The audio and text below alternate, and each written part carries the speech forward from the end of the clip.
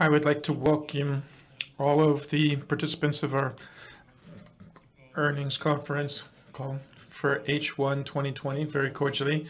As a matter of information, I would like to tell you that the presentation I will present in just a moment is available from our website, so I would encourage you to peruse it. And if you have any questions, you will be able to pose after the short presentation is made. During the first half of 2020, as everyone knows, we had a very challenging external market environment. First of all, this was due to the crisis in the mining sector, which started in the first half of 2019, where we had lower coal extraction, lower demand for coal from the power sector, and EU regulations. On the other hand, we were dealing with the coronavirus pandemic. So in this very demanding external environment, I think PKP Cargo has managed and coped quite well. So the company took some immediate measures, remedial measures to adapt. So we were very active in our commercial policy, sometimes even aggressive in terms of attracting new clients, pursuing our corporate strategy involving a higher percentage and role of PKP Cargo as the logistics operator. And in just a moment, I'll be able to give you some specific figures on that subject. At the same time, we have limited our fixed expenses quickly, above all, employee benefits. The third thing, and I think this was an important element lending stability to our operations, this was the matter of obtaining support from the Shield as the PKP Cargo Group. So we received more than 120 million zlotys. The first tranche was received by the company in June, which was 34 million zlotys, 34.1 million zlotys exactly. But tranches number 2 and tranches number 3 were received by the company in July and August. So 2 other entities in the group received support, which was PKP Cargo, Tabor, and Connect. And so they'll receive funds in July, August, and September. So we'll be able to see the bulk of this support in Q3. So these efforts or activities on one hand, in terms of our active commercial policy, combined with reducing costs and the assistance we've received under this anti-crisis shield, means that this was a better quarter. Q2 was a better quarter than Q1 of 2020. And I think I can say quite boldly, I believe that we have the worst behind us. I do think that we've been able to emerge from this crisis even stronger, and I hope we'll be able to see that in upcoming months, and I hope even weeks. Now, if we look at some of the specific numbers, I'd like to present to you the results have been confirmed. The ones that we had, of course, estimated. We have the main aggregates. So the revenue on sales was nearly 2 billion, so 1.964 billion. So our EBITDA was 206.7 million. We did have a loss on our operating activity, so our EBITDA was 182 million. So briefly, I'd like to refer to these figures in reference to the market context. We don't operate in a vacuum. And so I want to show you what PKP Cargo looks like compared to the rest of the players in the market, the major competitors in the marketplace. And so we've divided this up into several segments of market players. So we look at the operators of industrial groups.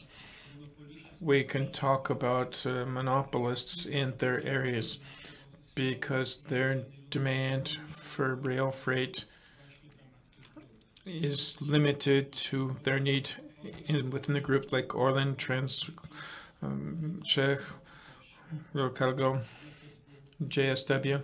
So those are entities which utilize first all of the services they have from their own companies, and there's no free market here. That's one group of market players, we could put it this way. To a lesser extent, their competitors, we have very limited influence or practically no influence over this area of the market. So the other players not linked to industrial groups, we could call them market or free market entities. These are groups coming from international companies that have their own companies set up here in Poland. And then the third group is our market share. So in these three different market groups of market players, basically all of them saw less freight turnover. So if you look at the entire market year on year measured by freight turnover, so H1 2020 versus H1 2019, we can say that the reduction amongst industrial groups was nearly 8%. The other players had a decline of 6.8%, and we had a decline of 20.8%. So we can say all of the players within these various buckets recorded a pretty substantial decline. If we go on to the next slide, which shows the reduction in freight turnover of the individual companies, we can say that this is based on generally available data published by the Rail Office, UTK. And you can see that in H1 2020, we see a clear decline amongst the major players that deal with bulk commodities above all. So some of the smaller intermodal players and the industrial groups were the exception. So to illustrate this postulate, you can look at STK, for example, where its freight turnover plummeted by more than 80%, DB Cargo by some 25%, CD Cargo, we were down roughly 21%. So we believe that our situation amongst our main peer group looks quite decent. Of course, we're not satisfied with the fact that we have a 20% decline. So we hope that we're going to be able to improve that and become much more active in terms of our market share. Then if you look at the second group, these are companies I've already mentioned, which have seen limited decline or some increase. So these entities include industrial groups and intermodal players. So in the industrial group, you can look at JSW Logistics or Colprem. If you look at Intermodal Transport, you have Metrans and PCC Intermodal. So this market, in this context, has fleshed out into these buckets. It wasn't a uniform market. There was the pace of growth depended or varied by individual segments, and that's why I wanted to show you this juxtaposition.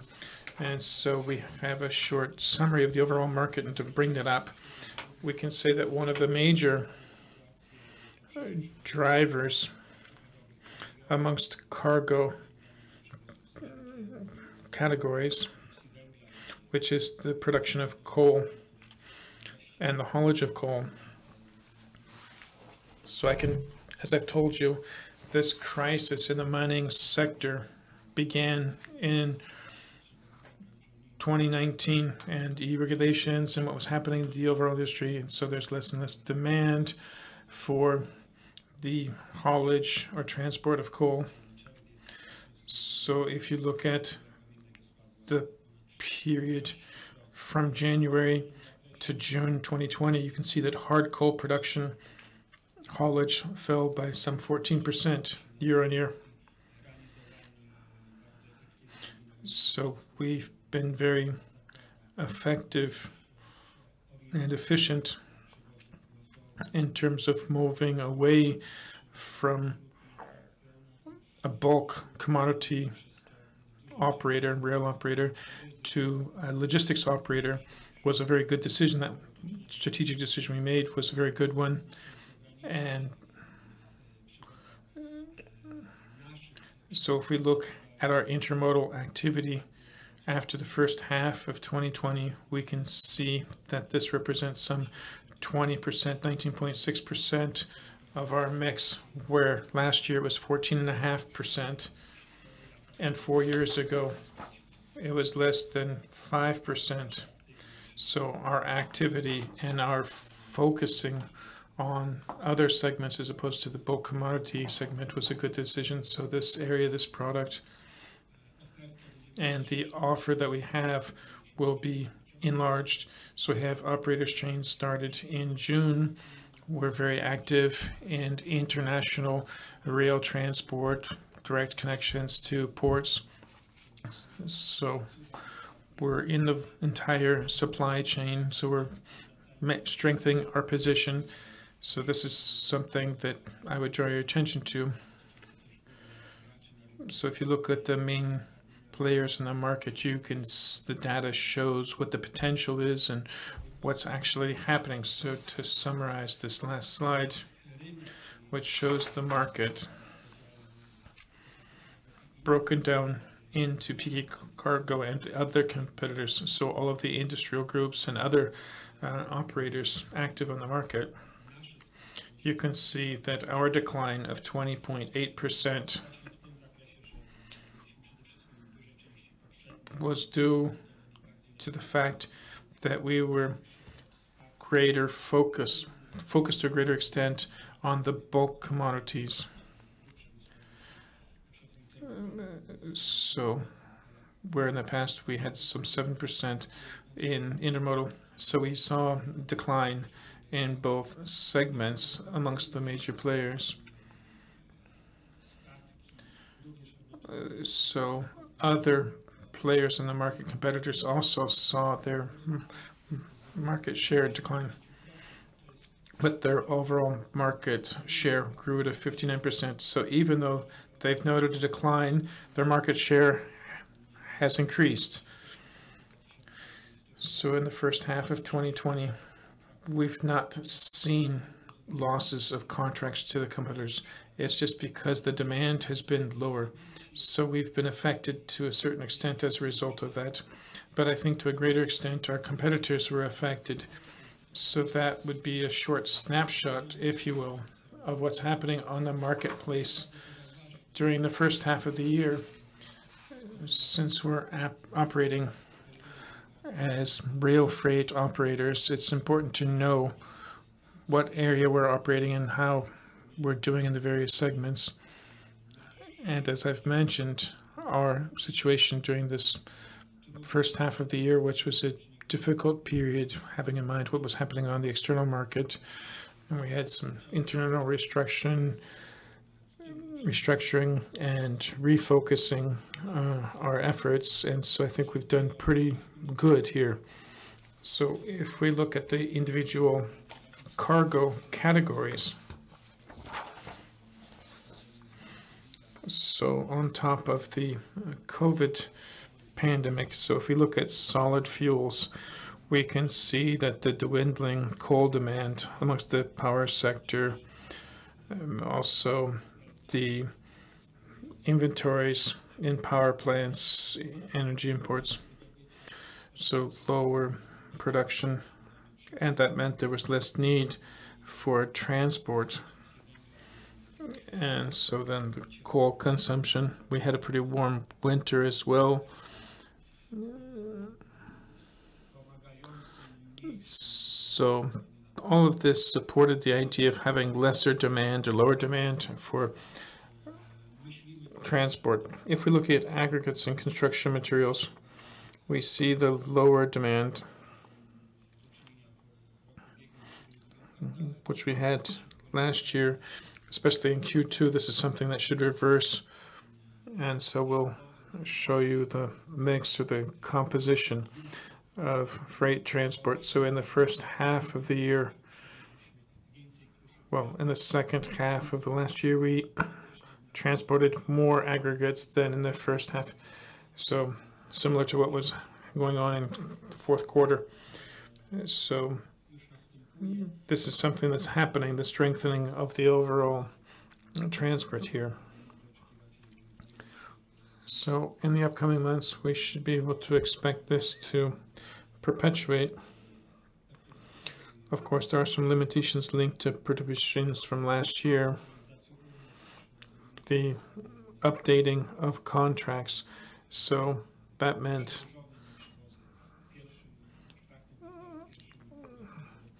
that we had less activity in the first half of this year than the first half of last year. This was linked to the liquidity of construction companies. And so restrictions on stone extraction also contributed to that. So in contrast to solid fuels, we think that in upcoming months, this should be pretty stable. If we look at intermodal transport, we can see that its share of the overall mix is rising. We saw some declines in the first quarter linked to COVID in China. So the first 3 months had a negative impact on our transport, and subsequent months, April, May, and June, we saw the transport was down because of the movement between ports and what was coming into Europe and into Poland, especially from China. And so that meant there was a lot of pressure on this type of transport because of the pandemic. But we can say that we started to rebuild our position quite quickly. And in essence, we're now revisiting the pre-pandemic level. And so the results we've been able to post support that, especially in Q2, along with the results we have now. So cargo is coming back to the ports. So we see much more dynamism in this transport. But as we've seen in the presentation, there's a lot of competition amongst the various players. So price, logistics, quality, all of these customer expectations need to be met. And so we have a new offer, new products, new quality we offer, as I've mentioned. So for operators trains that we launched in June of this year, which we call Cargo Connect. We also have partnership agreements with the major players on these markets. And so all of this means that we have more and more intermodal transport. And I hope in the upcoming months that we'll continue that trend. The fourth market segment of the market is metals and ores. There was a lot of pressure in the first half of the year because steel demand was falling. So we had the decision about opening the blast furnace in Częstochowa, but because of the pandemic in Europe and Poland, the decision was pushed back. We had downtime in automotive manufacturers. We had the inventories of scrap metal, and all of this meant that there was less demand for transport. But then we go on to the next slide. You can see what was happening in metals. We can say that Q2 was a more successful quarter. We saw more transport compared to Q1 and to Q4 of last year. Of course, we've not revisited the level seen in H1 2019. So we can say that as a result of the operation of the Nowa Huta blast furnace, and there was quite a bit of demand for the metals and ores. So once that blast furnace is open again, then we'll see further increase. But for the last 2 quarters, we've seen steady increase in rail freight transport here. Now we can go on to the next slide, where we can look at the various products. I have described them to a certain extent, so hard coal, I'm not going to reiterate that, but the market situation linked to hard coal and construction materials. Then we also have COVID. Intermodal transport has been growing constantly quarter on quarter versus Q2 2019 and the previous quarter Q1 2020 as well as Q4 2019. So you can see that the process of rebuilding that growth potential is underway. So if we look at the second quarter, we can say there was still quite a bit of pressure linked to the COVID virus. It had a pretty big impact, the lockdown of the economies, the Polish economy. So this came to an end in May. So April and May were very tough months. Also in cargo transport.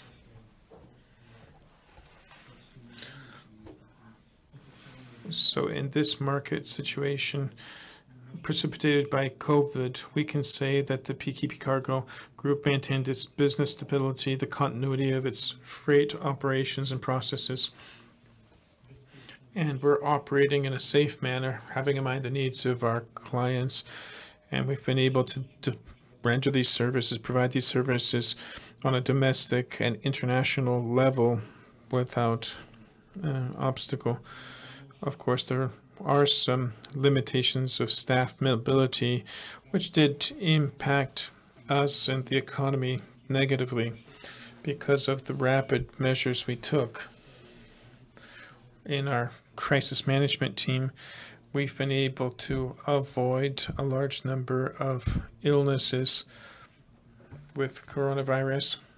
We've only had a number in the teens of cases, which hasn't affected our ability to run our normal operations. So our crisis management team on COVID continues to operate. So we're scrutinizing how the situation is going to evolve, and if necessary, we take measures to limit or contain the risk of sickness and to stop our operations. If we look at internal measures, external supports, we have train crews, employees of the Rail Operations Command Center that's been reorganized. We have more usage of remote work. We have some agreements with the trade unions on shortening working time and reducing salaries on a pro rata basis. We've spent money on prevention, means of personal protection and disinfectants. If we look at external support, I've mentioned that we received money from the anti-crisis shield as PKP CARGO SA, but other two entities also received financial support. So PKP CARGO Connect and PKP CARGO Tabor. So some nearly 20 million zlotys. So now I'll go ahead and move on to our financials. Of course, our freight turnover affected our results. Of course, there was a clear echo that could be heard from this demanding market environment. It's one of the most difficult set of circumstances in recent decades with respect to which the company had to cope. And I can say that we've done pretty safely. We've managed to walk through this problem both. Well, if we look at the operating results, we still had a loss of 76 million zlotys, but this was lower than in Q1 of this year. And so a little bit bigger than Q4 2019. So we can see some positive trends with respect to the optimization efforts to address our cost structure and to align it to what's going on with our fulfillment of customer orders. We do hope that the negative results, these losses, will not proliferate in subsequent periods. And we're working very hard, the entire management team, all of the employees, we're working on calibrating that to offset everything in the results in the near period.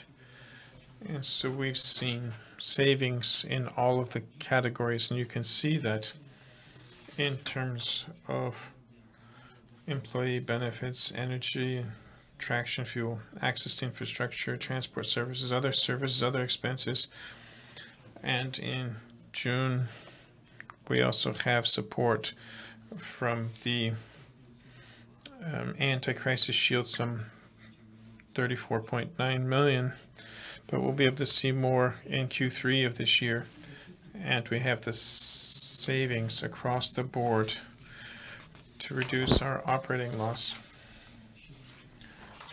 which, as I said, was some 76.4 million zlotys. So our EBITDA was better, even though the market environment was softer, was worse. So we have 116.7 million EBITDA result. If we look at our annual moving, so the second half of last year and the first half of this year, we have a result of EBITDA of 616.5 million zlotys, and this is larger than yesterday's capitalization of the company at 515 million zlotys. So this shows you the relations, or the ratio between EBITDA. So our 1 year EBITDA is larger than the market capitalization of the group. So if you look at the EBITDA in the second quarter, it was higher than in the first quarter of 2020. And then it was more or less along the lines of, Q4 2019. So the losses are relatively similar in Q2 and Q4 of last year, 77.5 to 62.7. And so we're returning to perhaps a dynamic improvement in our results in upcoming months and quarters. Another factor or financial element that's worth noting, looking at the external environment's impact on our financial stability, we can say that the company has a stable financial position, a stable balance sheet structure, and has stable funding sources. If we look at the coverage ratio, which is essentially at the same level as in 2019. So this guarantees the stability of the company, and the fixed capital covers all of the fixed assets, non-current assets of the company. So the overall debt ratio, total debt ratio, is at a similar level to the one it was at the end of 2019. So debt is at a similar level, so it's 2.7 billion as opposed to 2.62 billion at the end of 2019. So we haven't seen any significant increase, but just a small increase in debt in the first half of the year. So that's more or less it about the financial situation. And as I mentioned at the beginning of the presentation, the efforts we've made to, as a management team, to implement and reduce fixed expenses was linked to employee benefits. And we have a slide here about the number of employees hired in the group at the end of the first half. So it's down from last year. So you can see that we're aligning ourselves to what's happening on the market with respect to solid fuels, and we've done more to adapt and align our workforce composition to what the market needs. So we, at PKP CARGO, our headcount was down by 3.5% compared to last year in June.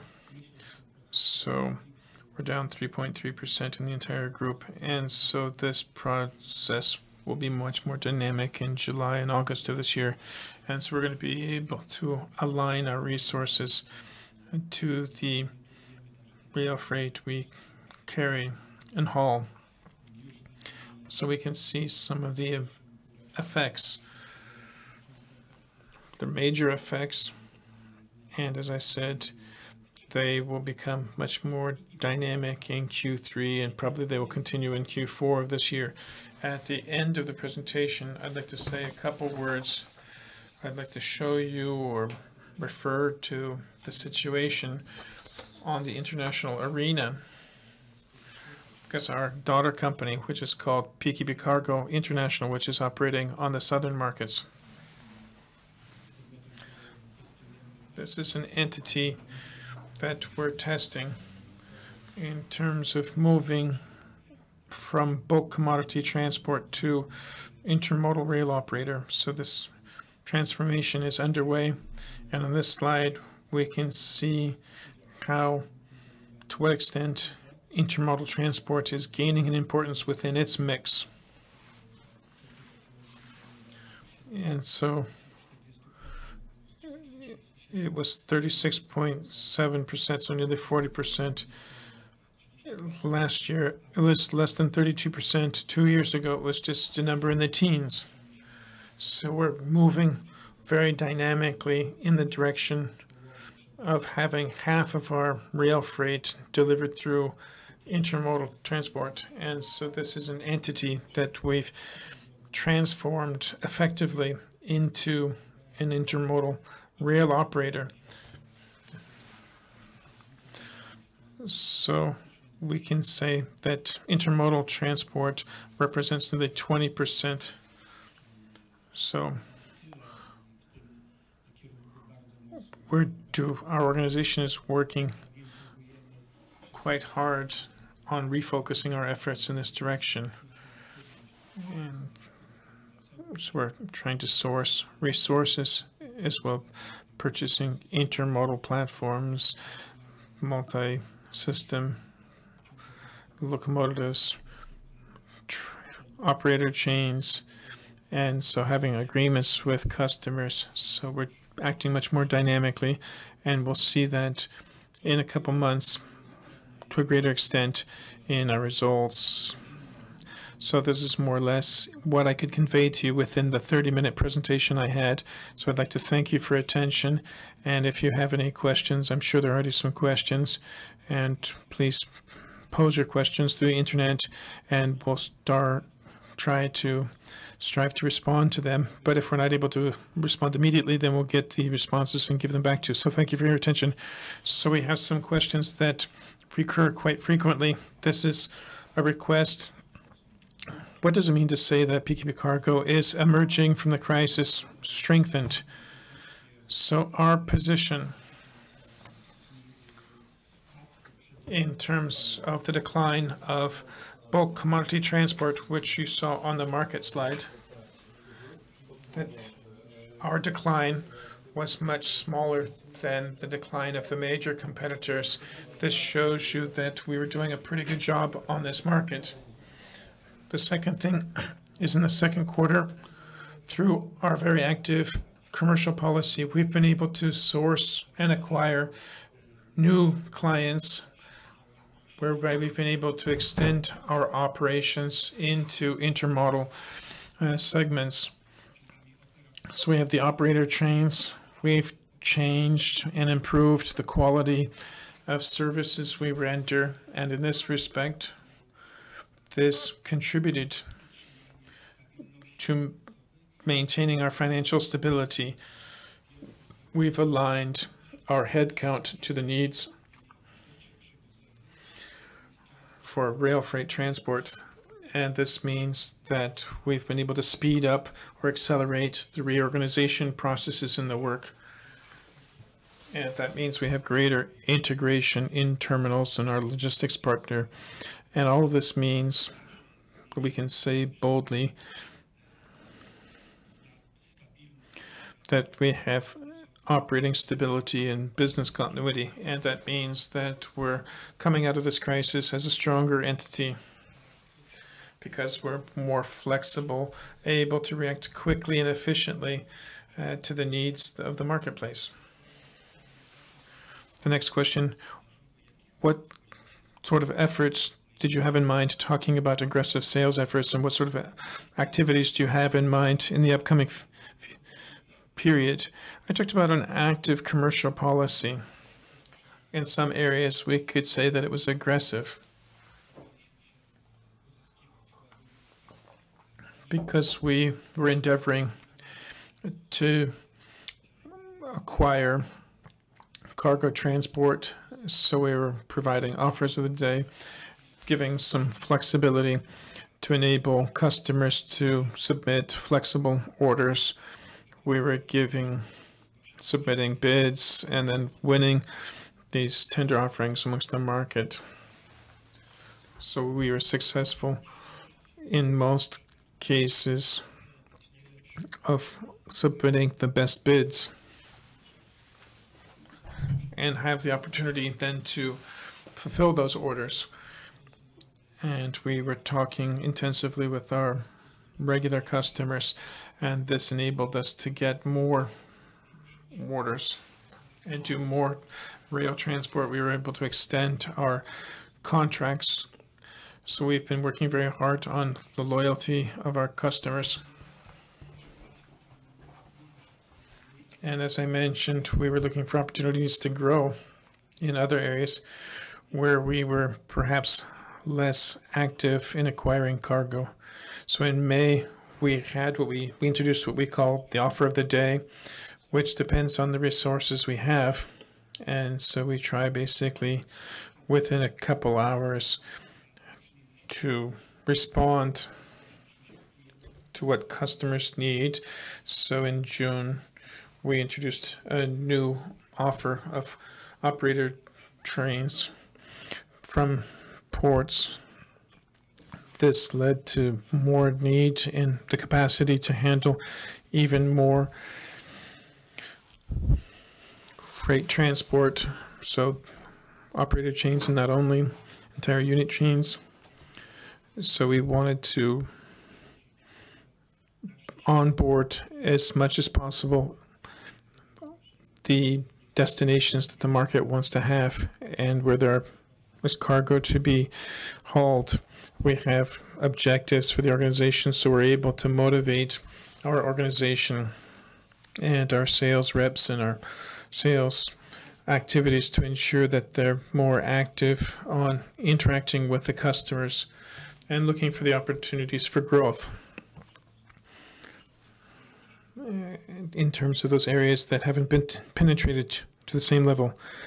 You mentioned operator chains. When will they be profitable, and what sort of utilization ratio do you have? Some things, of course, are trade secrets, and so I wouldn't want to address too much of the subject. We've been doing this since June, so this is basically a period in which we've been introducing this offer to our regular offer with the operator chains, having in mind the greater need and the greater quantity of freight to be hauled. So if you look at June, July, August, so when the cargo arrives, that we'll have an offer for our customers, and then we'll have the ability to offer them carriage to specific ports. So we have profitable products, but the size of the profitability, the quantum, if you will, is something I won't discuss in detail. So the profitability of this project depends on the quantum, the volume.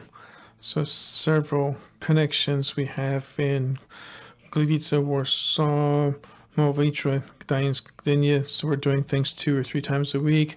So it all depends on the number of trains we're going to have on these routes, the number of destinations that we're going to cater to. And as we continue to develop that, like passenger chains, because you have this sort of connection map of connections, this gives customers certainty that we're going to be able to deliver products there. So when we talk about offering to the marketplace, that depends, of course, on the product groups or cargo groups. But if you look at intermodal, so the decline is from months to weeks to days and sometimes to hours. So we really are trying to meet customer expectations, the needs of the market. So the magnitude of profitability will depend on the degree to which we're able to expand that network of connections. And so we assume that they'll be quite attractive to the marketplace, to the company. And so they should expand the profitability in other areas. Another question. In the 3rd and 4th quarters, what sort of level of growth do you anticipate, growth rates? So as I said, in April and May, we had months in which we probably had rail freight transport at one of the lowest levels we've seen in recent years. In June and July, we've seen some growth. This growth is not so substantial that we could talk about revisiting previous years or even just last year's results. But depending on the development and the evolution of the situation linked to unfreezing economies and becoming more activity, then we should anticipate that there'll be more and more of this type of rail transport. We think that the growth will be stable. Everything will depend on the market, how much growth there will be, but we do see some gradual growth. It's not spectacular growth. So I think that in Q2, Q3, maybe Q4, this is something that will be maintained. We think it will become more dynamic, especially in the fall period, because if you look at construction work, it should start moving more quickly.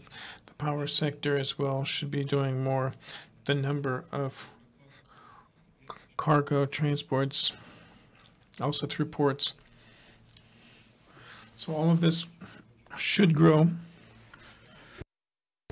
If we look at the new Silk Road or along the eastern frontier in Malszowice, we can say that we're reaching record-breaking levels. So if we look at the specific percentages, I wouldn't want to share that information, but I can say that we do anticipate growth, but it shouldn't be spectacular. If we look at employee affairs, when will the agreement with trade unions about the reduced working time, when will that come to an end? And what about the decline in headcount? So if you look at the reduced working time, according to the agreement with the Social Party, this is something that's in place until the end of August. And so depending on the needs, we'll also talk with them about how to run the situation, how to run these affairs. This is something that continues to be open. Depending on the needs of the market, the opportunities created by the market. So whether this will be continued, this is something that will inform you formally. We have an agreement signed in place up until the end of August. So Cargo Connect and Cargo Tabor have contracts in place till the end of, I think, September, like 29th of September. So we look at the quantity and aligning the headcount to the physical needs of the organization at present, based on what the market demands, then we're trying to adapt to that. So in Q3, for many reasons, we hope that this will be much a more dynamic process. So we had a reduction of nearly 800 people at the end of June, so we think that we'll be able to reduce that level even. What sort of prices does the company expect in upcoming months or periods? We've written about that because of the market situation, because of demand put forward by customers. It would be hard to expect, if we're looking about the main products or cargo groups, that the price levels we saw in previous years where they were growing to a greater or lesser extent, this is not something that will take place. We should assume that the prices we command and in tenders, they're lower than in the past, but it seems to us that they're satisfactory. Mniejszych cen, zresztą już one są realizowane właściwie od pierwszego czy nawet drugiego kwartału, także tutaj nic nowego w tej sytuacji nie nastąpiło, więc natomiast w przyszłym roku zobaczymy. Mamy nadzieję, że te ceny się ustabilizują, a może nawet w niektórych przypadkach mogą lekko być korygowane w górę. W przypadku przywozów, jak już wspomniałem, innych segmentów, no to jest jakby indywidualna oferta, indywidualne ceny stosowane w zależności od miejsca, czasu, jak i również dystansu, do których chcemy wieźć. Także tutaj trudno mówić agregatem, bo jak wspomniałem, chcemy być operatorem logistycznym, który realizuje pełną usługę logistyczną. Because we're a logistics operator and we're doing all of these things, and so we're doing additional services. So in terms of the supply chain, the value chain, the margin, we want to take it over and realize perhaps a percentage margin that's lower, but the volume margin, the volume of the profit will be substantially higher. So we're moving in the direction of a fuller service, like in some cases, like for coal, we have a carriage service, transport service, along with the siding service, also with solid fuels and aggregates. So we're achieving some additional margins on additional services. So this is not something that's entirely comparable to what we've had in the past. So we're modifying our offer to ensure that it's broader for the customer. And so in certain areas where we haven't generated margins in the past, we're now generating a margin. So if you think about the coal market, having in mind the lesser demand for the haulage of bulk commodities, are you going to reduce resources? And what's going to happen on the mass contracts market for coal transport? So if you think about aligning resources and to what's happening with coal and bulk commodities, of course, as we see what's happening on the marketplace and the quantity of demand, this volume of demand in the most recent 6 months, we've reduced our demand for repair services by our subsidiary company, so Cargo Tabor. So we're we have less demand than for requesting repairs and renovations because we have sufficient rolling stock to handle the transport we're doing right now. So we can say, to a large extent, we've adjusted the quantity of resources. We don't anticipate that we're going to do more here. So in Q2, and if we look at the tenders we've successfully won, this suggests that we're going to see a slight increase of the rail transport. We don't really see the opportunity to reduce that number of rail transport services further. So I don't think it would be responsible to limit resources. What do you think about the current share price and the low capitalization of the company? As I mentioned, this is a decision of investors. So when we talk about a stable financial situation, well, the parameter, the ratio, EBITDA to capitalization, well, this speaks volumes. The EBITDA for the most recent year, so the rolling year, it was 616 million zlotys for the last 4 quarters, last 12 months, but capitalization was some 585 million. So I think this is a sufficient response, giving consideration to the fact that the first 2 quarters of this year, well, probably the worst quarters linked to our external environment. And so we see this trend to having a stable results, growing results. And so this is something that should continue to improve what we see in the market, in the organization.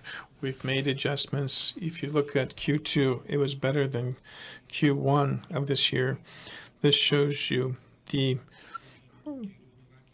companies striving to have a balanced position. So in Q1 and Q2, we generated an EBITDA in excess of 200 million in the most difficult period. So here it seems that the volume of EBITDA in Q1 and Q2 is one of the lowest we've seen, and so things can only get better. The next question is whether or not the company is negotiating on acquiring external entities. If we think about developing our offering, we're analyzing the situation. Right now, we're focusing on organic growth. So we want to grow our key business areas. We're transforming entities, our entity from a bulk commodity operator to a logistics operator. And this is what we're doing to make sure that we're as effective as possible in terms of transforming the organization and to pursue a path of rapid organic growth. We have PKP CARGO International working on the international markets. We're, of course, tracking what's happening on the marketplace. And the pandemic is coming to an end. The most serious stages of lockdown have come to an end. So if there will be some interesting and very attractive acquisitions out there, entities we'd like to take over or cooperate with, and we'll scrutinize them and we'll inform you. So questions are being made about talks about taking over companies in Romania. What's the status of those talks? They've been frozen. They will be unfrozen. We're going to think about when they're going to be unfrozen. But having in mind the pandemic, all M&A activity has been frozen. We're analyzing it. We're thinking about whether it's reasonable, because the current situation is totally different from the one we had at the end of last year, the beginning of this year. So we have to revise that very strongly. And so probably in Q3, we'll be able to come back to that in detail. We have questions about CapEx. Generally speaking, what is the investment plan, the CapEx plan for this year? Do you intend to uphold what the management previously said? The contracts we've signed, we will comply with because we're a responsible entity. We have EU co-funding for the purchase of platforms and multi-system locomotives, as well as the terminal in Malszowice. And so all of this work is going on an ongoing basis and in line with our contracts. Our goal as the management team, I think we've already communicated that to you, is at the end of the year, the amount of CapEx should not exceed 0.8 times EBITDA. So all of our investment activity and operating activity, we want to align to achieving this target. Today, I don't see any other pillars or agreements that we can make, so that 0.8 is the ratio we have in mind and what we're working on as an entire management team in the company. What are the opportunities for you to end up the year, wrap up the year with the net profit being in the black? As I mentioned, we still have Q3, Q4 in front of us, so we're counting on results improving. Well, the growth rate and the demand, the scale of demand in terms of restructuring the mining sector, what's going to happen there, and what's going to happen with the demand for coal transport haulage, and what the power sector is going to need in the upcoming months. This is all something that's unknown. So when the blast furnace will be opened in Nowa Huta, will it take place this year, or is it something that will be pushed back until next year? These are things that will drive the size of the margins that we'll be able to generate. We think that, the next couple of quarters will be much more positive, but whether or not that will be sufficient to generate a result in the black on the full year basis, this is something that we're trying to do, but we'll have to wait and see. We want to make sure the results as good as possible, and that's something we're working on earnestly. We're changing the organization, but it would be difficult to evaluate and see what's going to happen after the lockdown in Poland and across Europe. So I don't think there are any sharp parties able to say specifically what's going to be ordered in the economy and how the Polish and European economy are going to grow. Because after the coronavirus, I'm an optimist, and I think that the external environment we had, which was very negative, is gradually becoming neutral, and I'm hoping that we'll quickly move into positive ground. There are more questions. We'll try to respond to the ones that you weren't able to address in writing. So all of the questions you've posed and where you want to receive a response, our financial people, our media people will strive to respond to them. I'd like to thank you for your attention and thank you very much.